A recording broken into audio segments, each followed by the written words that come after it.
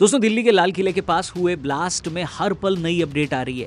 इस धमाके में अभी तक 13 लोगों के मारे जाने की खबर है और 20 से ज्यादा लोग घायल हैं। भगवान न करे, लेकिन हो सकता है जब तक ये वीडियो आप देख रहे हो ये आंकड़े और भी बढ़ जाएं। प्राइम मिनिस्टर ने भी कहा है कि जो भी रिस्पॉन्सिबल हैं उन्हें छोड़ा नहीं जाएगा। इसके पीछे के षड्यंत्रकारियों को बख्शा नहीं जाएगा। इस घटना के बाद से देश भर में हाई अलर्ट घोषित कर दिया गया है। जांच में पता चला कि कार में अमोनियम नाइट्रेट जैसे हाई इंटेंसिटी वाले विस्फोटक का इस्तेमाल हुआ था। लेकिन हर बीतते घंटे के साथ ही इस इंसिडेंट को लेकर नई जानकारी सामने आ रही है। हम इस वीडियो में सिर्फ उन चीजों के बारे में बात करेंगे जिनकी पुष्टि एजेंसियों और पुलिस प्रशासन द्वारा कर दी गई है। वहीं एक बार फिर यह साबित हो गया है कि हमारे देश के दुश्मनों से लड़ने के लिए हम सबको हर बार कामयाब होना पड़ेगा, लेकिन उनको सिर्फ एक बार कामयाब होना होगा। स्थिति बता रही है कि ये धमाका बड़ा था। हम एम्बुलेंस वाले हैं। हमारे बीट इंचार्ज ने कहा कि ऐसा है, लाल किले पे एक ब्लास्ट हो गया, आप गाड़ी लेके पहुंच जाओ। देखिए, ब्लास्ट के फौरन बाद तुरंत जो आसपास का इलाका था उस पर इम्पैक्ट इतना ज्यादा हुआ कि पूरे इलाके में एकदम से कहें कि जो लोग वहां पर खड़े हुए थे, जो लोग चल रहे थे, उनके चीथड़े उड़ गए। The blast, which has resulted in the death of so many over here in the Red Fort area after 6:30 p.m. last night, is now officially called a terrorist incident. दोस्तों, इस वीडियो के बनने तक जो भी अपडेट्स आई हैं वो हम आपको बता देते हैं। सबसे पहले तो i20 कार थी, हरियाणा नंबर था, ओनर को हिरासत में लिया गया है। इनिशियल ऑब्जर्वेशन ये है कि एक फिदाइन हमला हो सकता है। सीसीटीवी फुटेज से संदिग्ध व्यक्ति की कुछ तस्वीरें और गाड़ी के पार्क होने का टाइम भी सामने आया है। कुछ रिपोर्ट्स इसको फरीदाबाद जम्मू कश्मीर से जुड़े मॉड्यूल से जोड़ रही हैं।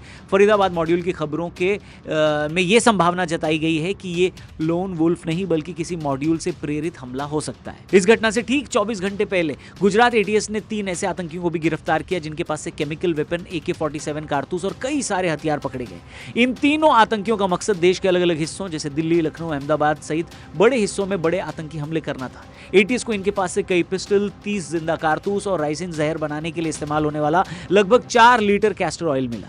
इन लोगों ने पाकिस्तान और अफगानिस्तान के हैंडलर से संपर्क में रहकर हथियार ड्रोन्स के जरिए भारत में मंगवाए। अहमदाबाद, दिल्ली और लखनऊ के सेंसिटिव इलाकों में रेकी करके खुफिया जानकारी और फोटो खींच कर रखी थी। जांच में पता चला कि इनका मकसद राइसिन जैसे विषैले पदार्थ की मदद से एक केमिकल आतंकी हमला करना था। अब ये जहर ऐसा है जिसको कोई स्मेल, टेस्ट या रंग दिखाई नहीं देता, लेकिन किसी इंसान के शरीर में जाते ही ये 3 दिन के अंदर उसकी जान ले लेता है और इसका कोई इलाज भी नहीं होता। इन तीनों का नाम डॉक्टर अहमद मोइनुद्दीन सैयद, आजाद सुलेमान शेख और मोहम्मद सुहेल सलीम खान है। मोइनुद्दीन हैदराबाद, सुलेमान शेख शामली और सुहेल खान लखीमपुर खीरी से था। अहमद मोइनुद्दीन सैयद इस साजिश का प्राइम सस्पेक्ट है जिसने राइसिन जैसे खतरनाक केमिकल की जानकारी रखने के चलते ये हमला करने की कोशिश की थी। लेकिन इस मॉड्यूल के पकड़े जाने के बाद से खुफिया एजेंसीज और ज्यादा हाई अलर्ट पर थी और ठीक उसी दिन खबर पुलवामा से भी आई। उसी खबर के तार दिल्ली में हुए धमाके से भी जुड़ते नजर आ रहे हैं, जिसमें पुलवामा के ही रहने वाले डॉक्टर उमर नबी का नाम सामने आया है। कहा जा रहा है कि उमर जैश ए मोहम्मद से जुड़े आतंकी मॉड्यूल का हिस्सा था जिसके कई सदस्य पहले ही गिरफ्तार किए गए थे। उमर के साथ ही तारिक ने उस कार को उमर को दी थी। इस हमले के पीछे जम्मू कश्मीर के आतंकी नेटवर्क और फरीदाबाद के छापों का भी हाथ है। फरीदाबाद में 29 किलो विस्फोटक बरामद हुआ जो देश में बड़ी तबाही मचाने के लिए इस्तेमाल होने वाला था। अब क्योंकि ये पकड़े गए तो पैनिक में चले गए और लाल किले पर इन्होंने जल्दबाजी में ब्लास्ट कर दिया। उमर नबी जो धमाके का सस्पेक्ट है वो कश्मीर के पुलवामा का रेजिडेंट है। अब जांच चल रही है कि वो डॉक्टर बनने के बाद फिदाइन हमलावर कैसे बन गया। साथ ही एक महिला डॉक्टर को भी गिरफ्तार किया गया है, डॉक्टर शाहीन शाहिद, जो हथियारों को एक कार से ले जा रही थी। शाहीन के लखनऊ कनेक्शन की भी जांच चल रही है। लेकिन अब सबसे जरूरी बात, क्या इस हमले से पहले सरकार और खुफिया एजेंसियों के पास कोई ऐसी खबर थी जिसके बाद से हमने देश के अंदर कई सारे बदलाव देखे थे? एक्सपर्ट्स कह रहे हैं कि देश के अंदर लगातार SIR से बांग्लादेश घुसपैठियों को भगाया जा रहा है। इसके साथ ही इलाके के इलाके इन लोगों से खाली कराए जा रहे हैं। ये इस लेवल पर चल रहा है जिसे देखकर सभी लोग हैरान थे।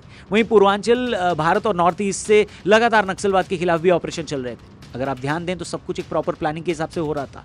अब सरकार ये बताए या ना, या कभी हमें ये पता भी ना चले, लेकिन पुलवामा हमले के बाद से ही सरकार और एजेंसीज पूरे देश में एक मिशन मोड में चल रही थी। क्या खुफिया एजेंसियों के पास ऐसी कोई जानकारी स्पष्ट थी कि पाकिस्तान इस मामले में कोई बड़ा आतंकी हमला कर सकता है? एक्सपर्ट्स का कहना है कि पिछले 24 घंटों में पकड़े गए इस बड़े मॉड्यूल के बाद से ही आतंकी और उनके हैंडलर पैनिक मोड में थे। इतना बड़ा नेटवर्क पकड़ा गया जो स्लीपर सेल की तरह इस देश में काम कर रहा था। अब उस नेटवर्क के तार NIA और बाकी एजेंसियां जोड़ रही हैं। लेकिन यह पक्का है कि जितना बड़ा इंसिडेंट आपने दिल्ली में देखा वो उस प्लानिंग के सामने कुछ भी नहीं था जो इन आतंकियों ने करके रखी थी। पर दोस्तों, ये ब्लास्ट कई सारे सवाल खड़े करता है हम सबके सामने। पहला सवाल, 5 डॉक्टर्स इसमें पकड़े गए। डॉक्टर्स, कहा जाता है कि पढ़ लिख कर इंसान समझदार बनता है, कट्टर नहीं बनता। तो क्या माना जाए, कट्टरता का पढ़ाई से कोई लेना देना नहीं है? बताइए। दूसरा सवाल, दुनिया इस बात पर हंसती है कि हमारा देश जिन आतंकी सांपों के जहर से बार बार घायल होता है, हमारे ही देश का एक वर्ग उठकर उनके जनाजे में भी चला जाता है और लॉजिक ये दिया जाता है कि भाई मरने के बाद उस इंसान को पूरे रीति रिवाज के साथ दफनाए जाने का हक है। कोई ये सवाल नहीं पूछता कि उसने जितनी मासूम जिंदगियों को मारा है, उनके जीने के अधिकार के बारे में कौन बात करेगा। तो टेररिस्ट के मरने के बाद उनकी लाशों के साथ खड़े होने वाले को क्या कहा जाए, ये दूसरा सवाल है। तीसरा सवाल, सोशल मीडिया पर ये लिखने वालों से जो ये लिख रहे हैं कि शहर में तनाव है, पता करो क्या चुनाव है। ऐसे लोगों से यही कहना चाहूंगा कि मतलब कितने जाहिल लोग हैं जो ब्लास्ट को चुनाव से जोड़ रहे हैं। साथ ही कई लोग एजेंसीज पे भी सवाल उठा रहे हैं, अजीत डोवाल के बारे में लिख रहे हैं। मैं पुलिस और जांच एजेंसियों से रिक्वेस्ट करना चाहूंगा कि ऐसे लोगों के सोशल मीडिया पोस्ट और कमेंट्स का स्क्रीनशॉट लिया जाए, इनको आइडेंटिफाई किया जाए, इनकी जानकारी जमा करके रखी जाए। जो भी इस हमले से या तो खुश हो रहे हैं, स्माइलीज भेज रहे हैं, फोर्सेस और एजेंसीज को गाली दे रहे हैं, इन सब की जांच और हिसाब दोनों होना जरूरी। इसलिए मैं एजेंसी से रिक्वेस्ट करूंगा कि इन सब के पोस्ट का स्क्रीनशॉट आप लोग जमा करके रखिए, क्योंकि ऐसे ही लोगों के लिए कहा जाता है कि किले के दरवाजे हमेशा अंदर से ही खुलते हैं। मैं कहता हूं गवर्नमेंट से सवाल पूछो, उनको ताने मारना है जितने मारो, गालियां देनी है उतनी दो, उनसे इस्तीफे मांगने गवर्नमेंट से मांगो। लेकिन जब देश में एक आम नागरिक मरता है तो आपसे ज्यादा दुख एजेंसी के उस इंसान को होता है जो नागरिकों को बचाने के लिए ऐसे हजार ब्लास्ट, ऐसे हजार हमले नाकाम करवाता है। लेकिन 9,999 हमले नाकाम होते हैं, एक हमला फिर भी हो जाता है। और जैसे ये एक हमला हो जाता है, कुछ लोग सोशल मीडिया पर ये लिख देते हैं कि ये एजेंसी वाले कर क्या रहे थे। सच कहें तो ऐसे लोगों के क्रेडिट देने से न देने से इनको फर्क भी नहीं पड़ता। अक्षय कुमार की बेबी फिल्म में एक सीन है जब मिनिस्टर साहब डैनी से पूछते हैं कि are we doing enough for our men, क्या हम अपनी एजेंसी के लोगों के लिए काफी कुछ कर रहे हैं। तो डैनी का जवाब आता है, कहां sir, but the fact is they don't even care, यानी उनको फर्क भी नहीं पड़ता। इसलिए सोशल मीडिया पे कमेंट करने वाले इन ग्रोसरी वालों से मैं कहना चाहूंगा कि सरकार चाहे जिसकी भी हो, एजेंसी और सेना के लोग देश के होते हैं, देश के नागरिकों की सुरक्षा के लिए होते हैं। इसलिए उनको बोलने से पहले 100 बार सोचें, और अगर फिर भी आपको हगना ही है तो सोशल मीडिया पे टट्टी ना करें, उसके लिए शौचालय जाएं। दोस्तों, हमारी सुरक्षा एजेंसीज का जॉब इतना थैंकलेस जॉब है जिसका रिकग्निशन भी उन्हें नहीं मिलता। हमारे देश के अंदर बीतता हुआ हर शांति भरा दिन इन्हीं लोगों के त्याग और डेडिकेशन की वजह से संभव हो पाता है। हमारे देश की सुरक्षा एजेंसियां ऐसे ऐसे कामों को अंजाम देती हैं जिसकी तारीफ शायद कभी उतनी हो ही नहीं सकती जितनी होनी चाहिए। आप ही देखिए पिछले कुछ दिनों में कितने हमले नाकाम हुए। ये लोग जो हर रोज हमारे देश की सीमाओं और नागरिकों की सुरक्षा के लिए दिन रात डेडिकेटेड रहते हैं, उनका काम बहुत बड़ा और कॉम्प्लेक्स होता है, जिसमें सबसे बड़ी चुनौती होती है अपना नाम छिपाना और गुमनामी में रहना। उनके किए गए कामों को जब हम किसी वेब सीरीज में देखते हैं, किसी फिल्म में देखते हैं, तो हमें बड़ा प्राउड फील होता है कि देखिए कोई श्रीकांत अपनी IT जॉब में लगा हुआ है पर फिर भी एक खुफिया काम कर रहा है। इनमें से कई ऑपरेशंस इतने सेंसिटिव होते हैं कि उनकी डिटेल्स कभी सार्वजनिक पब्लिक नहीं की जाती, जिससे उनकी मेहनत और जोखिम के बावजूद एजेंसी के लोगों को, आम जनता से वो तारीफें नहीं मिलती, वो क्रेडिट नहीं मिलता। पर जैसा कि मैंने कहा, दे डोंट इवन केयर।